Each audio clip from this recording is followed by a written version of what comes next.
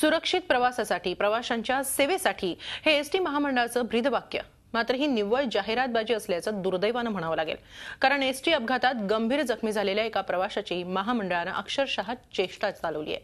कशी ते पाहूयात या खास रिपोर्टमधून।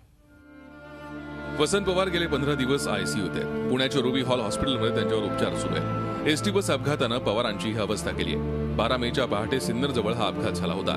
मिरज नाशिक बसनं प्रवास करत असलेल्या साताऱ्याच्या पवार दाम्पत्याचं आयुष्य या अपघातानं उद्ध्वस्त केलं। त्या अपघातात वसंत पवार यांच्या पत्नी वैशाली पवार यांचा जागीच मृत्यू झाला, तर वसंत पवारांची मृत्यूशी झुंज सुरू आहे। स्वतःची काहीही चूक नसताना पवार यांच्यावर ही दुर्दैवी परिस्थिती ओढवली आहे। माझे भाऊ आणि त्यांची मंडळी आणि सासूबाई ह्या नाशिकला निघाल्या होत्या। मिरज डेपोची गाडी होती आणि सांगली टू नाशिकला निघाले होते। सिन्नरजवळ पहाटे त्यांचा ॲक्सिडेंट झाला हे आम्हाला 6-6:30ला कळालं। ह्याच्या कळाल्यानंतर एस टीच्या मोबाईलवरनं कळवलं त्यांनी की असं आमचा मोबाईल बघून कळवलं। जाग्यावर आम्ही तिथं परिस्थिती गेल्यानं आम्हाला त्यांनी सांगितलं सुद्धा नव्हतं की तुमची भाऊचं जाग्यावर खालास झाली। जाग्यावर खालास झाली कळवलं नव्हतं। भाऊ अतिशय जखमी होता। 4-4:30 वाजता आम्ही तिथं गेलो। पाटील डॉक्टरमध्ये जे ॲडमिट केलं होतं माझ्या भावाला, डोक्याला अतिशय मोठा मार लागला। एक पाय फ्रॅक्चर झाला आहे, चेहऱ्याचे 3 ठिकाणी फ्रॅक्चर झाले। वसंत पवार यांना वाचवण्यासाठी आता त्यांच्या नातेवाईकांची कसरत सुरू आहे। त्यांच्यावरील उपचारासाठी किमान 14 लाख खर्चाचं एस्टिमेट हॉस्पिटलने दिलंय। पवार यांची परिस्थिती सामान्य आहे। अशावेळी एसटी महामंडळ अथवा सरकारकडून आर्थिक मदतीची अपेक्षा आहे। मात्र मदत मिळणं तर दूरच, पण प्रत्यक्षात आलेला अनुभव अतिशय संतापजनक आहे। आता त्यांनी टोटल त्याच रात्री 12 तारखेच्या संध्याकाळी आम्ही इथं आणून भावाला ॲडमिट केला। एकूण इस्टिमेट 13.5 लाख रुपयाचं दिलेलं आहे। 13 लाख रुपयाचं दिलेलं आहे। आमची परिस्थिती अतिशय 13 लाख रुपयाचं बिल दिलं असलं तरी सुरुवातीला ॲडमिशन करायला पेशंटला आम्ही 30,000 रुपये भरले, ॲडमिशन करून घेतलं। दुसऱ्या दिवशी इथं एस टीच्या अधिकाऱ्यांना आम्ही समक्ष आर्यम रिजनल मॅनेजर सावंतसाहेब यांना भेटलो। रिसर अर्ज दिला की असं असं आहे बाबा, या परिस्थितीत एस टीनं कमीत कमी ह्या पेशंटचा खर्च करावा।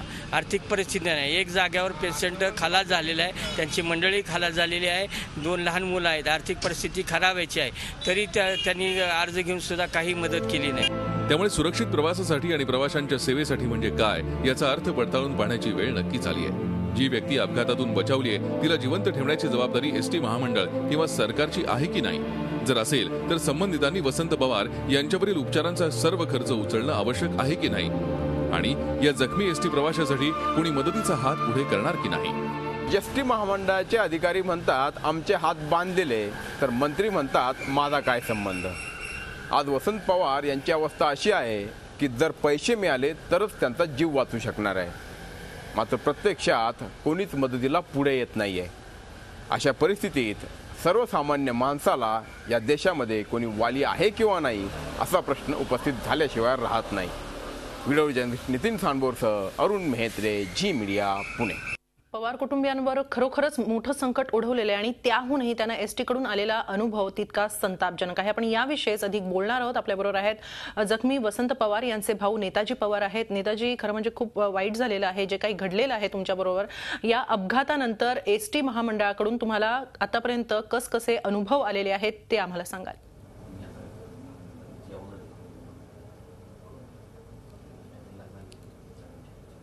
हॅलो। हाँ नेताजी, हाँ बोला। हॅलो।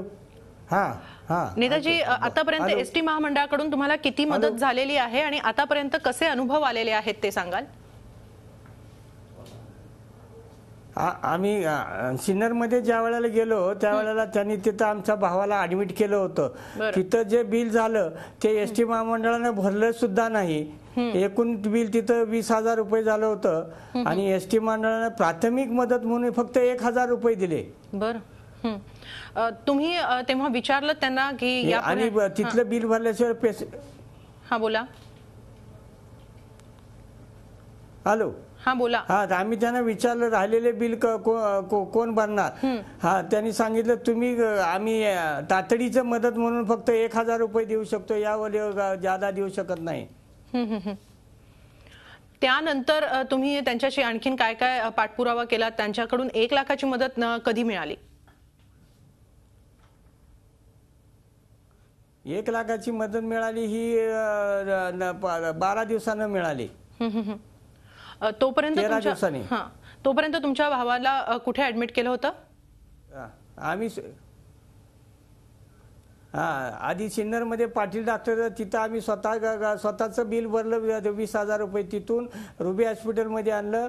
रुबी हॉस्पिटलमध्ये सुद्धा 30,000 रुपये ऍडमिशनला घेतले. आज अखेर आमचा 7.5 लाख रुपये खर्च आलेला आहे. रिसर आम्ही इथले आर्यम सावंतसाहेब, DC चव्हाण साहेब आणि सौ भारटके यांना भेटून अर्ज दिले होते. बरं, त्यांना सांगितलं होतं की बाबा इथं तुम्ही फक्त एसटी करता. बोला.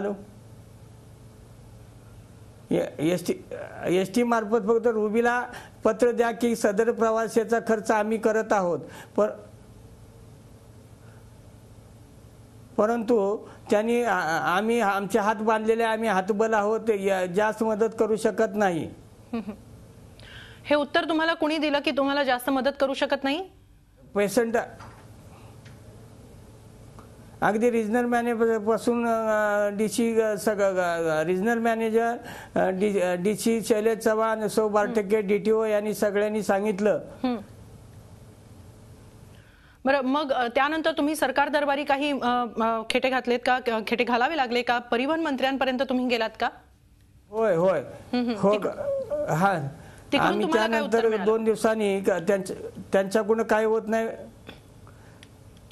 त्यांच्या खाजगी दिवाकर रावते साहेबांच्या खाजगी पियानं आम्ही फोन लावला. त्यांचं नाव संजय तुंगार आहे. त्यांना 10 वाजता फोन लावला होता. त्यांनी सांगितलं नाश्ता मी करत आहे, आपण 10:30ला फोन करा. 10:30ला मी फोन लावला.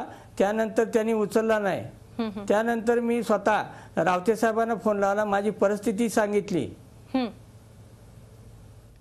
रावते साहेबांशी तुमचं थेट बोलणं झालं? ते सरकारी पी आपल्याला तासानंतर हो त्यांनी फोन उचलला. चांगली सुरुवातीला बोलले, व्यवस्थित तुम्हाला मदत नाही झाली का वगैरे सांगितलं. त्यांची मंडळी खालास झाले हेही सांगितलं होतं. एक तासानं त्यांच्या पीएचा, सरकारी पीएचा फोन आला, तुम्हाला एसटी महामंडळ मदत करेल. मग त्यानंतर तुम्ही एसटी महामंडळाकडे गेलात? नाही, आम्ही त्यांना फोन केलं होतं. त्यांचं कोणी 12% मॅडम आले, त्यांनी घेतलं बिल वगैरे, पण काही केले नाही त्यांनी. की नेताजी, हा सगळा अनुभव आल्यानंतर आता काय वाटतं? आता तुम्हाला काय सांगावंसं वाटतं आहे? कारण 14 लाखांचा खर्च तुम्हाला पुढे आणखीन करायचा आहे या उपचारासाठी. काय सांगाल तुम्ही एसटी महामंडळाला, सरकारला पुन्हा एकदा Zee24 तासच्या माध्यमातून? सरकारला आम्ही रावते साहेबांना संध्याकाळी फोन केला. रावते साहेबांचं उत्तर मला असं आलं की माझा काही संबंध नाही, आपण शिवतारे साहेबांशी फोन करा. नक्की शिवतारे साहेबांशी मग तुम्ही बोललात? तुम्हाला काही बोलता आलं? नाही, फोन मिळाला होता, त्यांनी ऐकून घेतलं, पण शिवतारे साहेबांचा फोन होता, काही कळलं नाही. ऐकून घेतल्यानंतर ते म्हणले रॉंग नंबर आहे.